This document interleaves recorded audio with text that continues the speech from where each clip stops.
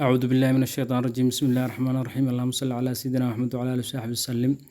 سهل لنا بما نريد ونجنا بما نخاف فضلك يا لطيف الدارين آمنين waxaan rabnaa inaan sii wadno cashiro aan soo wadno imtixaano ahaa oo ku saabsanaya manhajka dowladda ay soo saartay luqadda carabiga ah galaaska koobaad ee dugsi sare marka waxaan akhrin doonaa insha allahu cashir walba layligiisa iyo hadduu ilaahay idmo su-aalo uu lahaa kasoo baxaya ayaan akhrinaynaa marka hadda waxaan maraynaa cutubkii labaad galaaska fasalka koobaad dugsi sare cutubkiisii labaad cashirkiisii koobaad ayaa hadda maraynaa hadduu ilaahay idmo ayaa layligiisa ayaa akhrin doonaa iyo su-aalihii kasoo baxay تمرينات اللغة العربية في الصف الأول الثانوي ليلياش اللغة العربية وصنات جلاسك كوبات كسرة والوحدة الثانية عطب كلابات نشاط 4 تدخل كل كلمة في جملة من إنشائنا أرينا صوص عضو وحنقلنا إن عدو لا يدمه جملة مفيد أيان قلنا أنا وأن لسني كو الأدب وحنقلنا إنه هو أسوأ من العلوم العربية أدب كو سوانتو وعلوم تكمدة عربي قوية لابو الخيال من أركان الأدب أيان لأن هي خيال كو أركان تو كمدي هي أدب سوغانتا أركان تيركيس أيو كمدي هي نمبر 3 القرض حيوا محي قرض كاسن waxa jumlaan galinayna marka qaradul adabi adabka qaradkiisu kathiir waa badan yahay 4 الطعام asna jumla ayaan galinayna haduu ilaa idmo الطعام يقوي الجسم طعامku wuxuu xoojiyaa jirka ayuu xoojiyaa نمبر 5 التصلية سباسب أما ماويلين التصلية ماويلين تام سباسب أما سباسبيد وحلا سباسبه تستريح فيه النفس نفسها أيات راحة ستا marka waxay marka qofka aad u tiiraanaysan ama dhibaato haysata maaweele iyo sheeko iyo wax loo qabto nafsadii wixii kurbada haysa way ka waxa weeyaan way ka baxaysaa oo neefsanaya oo raaxaysan taqwiim darsi baan galeynaa qiimeynta cashirka لنتأكد من الإجابة عن الأسئلة الآتية سأنهب صنه جوابها سؤالها سو صعدو كو من خلال ما درست انت لو قدر تشري واحد برتي حدد شيء مفهوم الأدب أدبك مفهوم كيس أدبك وحكا فهمتي شيء بكلية هاي انت سو برنيسي أدبك كسو قدر تشري عاد برنيسي عشر رجع سو قادنيسي waxaan ku jawaabna sidaan aan soo koobnay nafahmu min kalimati al-adab أدبك وحان كفهمنا إرجع ليلاد أدب اليوم مانتا الكلام البليغ هذا الحيل دير الذي هذا الكاسو يقصد لولتش به أسجع إلى التأثير سامين في النفوس نفسيالك وساميه شعرا ترى كان أهيا أم نثرا أما تراب لواس مدوي أما قبل هالنقطة أما تراب هالنقطة وحقفكو نفسدي سامين يسوي لولا قصته سامين نفطين كسام وقف كاس بركل loo sheego ama shirka lagu akhriyo ama tiraabtaas lagu dul akhriyo number 2 cadid tiri arkaan al-adab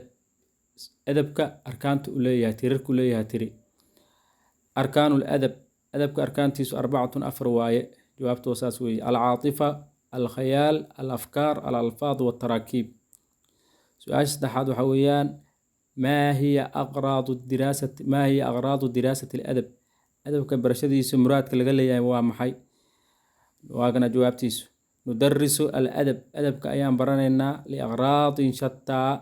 دانك كالدوان باو برانينا مرادية كالدوان أيام برانينا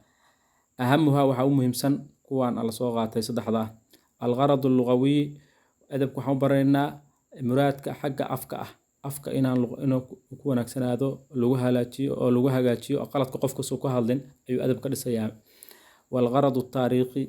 iyo ujeedka taariikhda ah adabku wuxuu ka hadlaa taariikhda soo jireenka ayuu ka hadlaa oo gabayaashii waayigii hore dadkii hore waxa diiwaan u ahaa adabka ayaa u ahaa marka ujeedkiisu waxa weeyaan taariikhda ayuu meel ku qoraayo adabka ayaa lagu xisaabaa taariikhda wal mut'atu nafsiya waxa kale ku jirta raaxo xagga nafsada ah qofku markuu tiiraansan yahay aduu gobay uu asagu gobiyo ama loo gobiyo waxa laga yaabaa wixii asaga hayad tasliya ayuu noqonaysaa سبان ayuu noqonaysaa wixii waa ka baxaya wixii hayay oo kurbada ahaa mudca nafsiya raaxa xagga nafsada ayaa ku jirta 4 al-adabu lil-adabi qiimatun taariikhiya adabku wuxuu leeyahay qiimo taariikhiya naaqish dalika ka dood arinkaas wahiya adabku bimathabati wa manzilo ama darajo sijilin diiwaan taariikhiyan taariikhi ah. Adabku waxa ku leeyahay doodiisu waxa weeyaan wuxuu ka dhigan yahay manzilo diiwaan taariikhi ah inuu yahay ayuu ka dhigan yahay. wuxuu kaloo yahay uu ku leeyahay wahaya iyaduna adabku maadatun waa maado weeye qisbatun barwaaqa ah ama bacrin ah bialfaadiha alfaadeeda barwaaqa ku ahoo lasoo koobi kara alfaad fara badan ayuu leeyahay anwaaca oo aan laga dhargeynin wa afkaariha iyo afkaarteeda ayuu wataa. marka saas weeye uu ku leeyahay adabku markii munaaqashadiisa intaa lagu soo koobo. number 5 su-aasha shanaad waxa weeyaan taxadad ka sheekay can tadawuri macnaa kalimati adab. adabka ereyga la yiraahdo macnihiisa isbedelada uu sameeyay ka sheekay cabra alcusuur casriyadii inta lagu jiray casriyadii la soo dhaafay dhowrkii qarni adabku waxan baa loo yaqaanay casri walba. waa kana intaana ku soo koobnaa asagana 3 waxyaalood.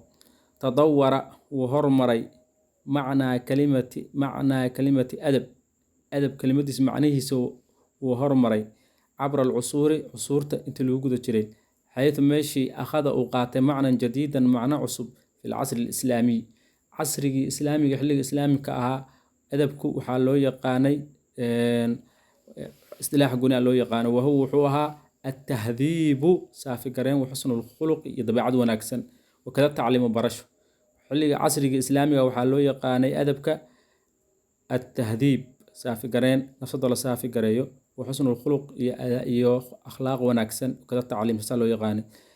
haddana tadawur buu sameeyo wa fi lcasri alcabaasiy xilliga cabaasiga waxaa loo yaqaanay adabka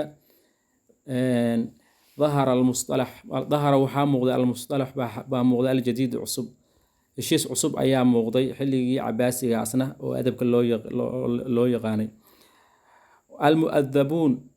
muadabku waxaa loo yaqaanay xilliga mustalaxuljadiidka hadda heshiiska muuqday oo soo daahira waxaa loo yaqaanay bimacnaa almucallimuun mucallimiin. xilliga casriga cabaasiga waxaa loo yaqaanay adabka almucallimuun dadka waxbara baa muadab la dhihi jiray. والله سبحانه وتعالى أعلم وأحكم وبالله التوفيق والسلام عليكم ورحمة الله وبركاته.